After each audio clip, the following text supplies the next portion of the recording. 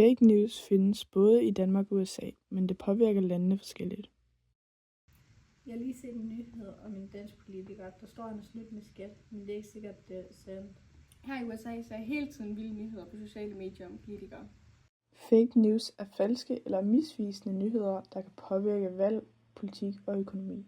Medier kaldes den fjerde statsmagt, fordi de holder øje med politikere og informerer borgerne. Så vi skal kunne stole på det, vi ser i nyhederne? Ja, fordi medier påvirker, hvordan folk forstår politik og stemmer ved valg. I USA er det meget opdelt. Nogle medier støtter bestemte partier.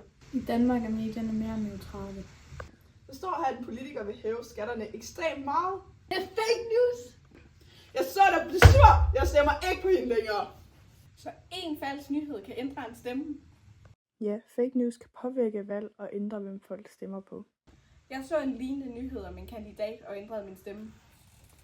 Der står her, at en virksomhed er ved at gå konkurs. Jeg sælger mine aktier nu. Men det passer ikke! Nu er der fucking penge!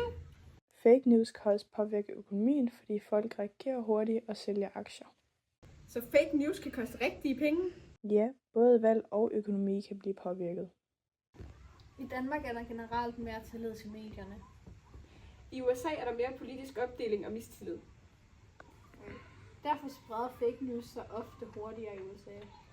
Det viser, at fake news påvirker demokratiet forskelligt i de to lande.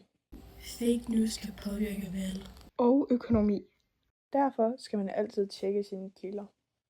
Medierne er den fjerde statsmagt, men de virker kun, hvis informationen er til at stole på.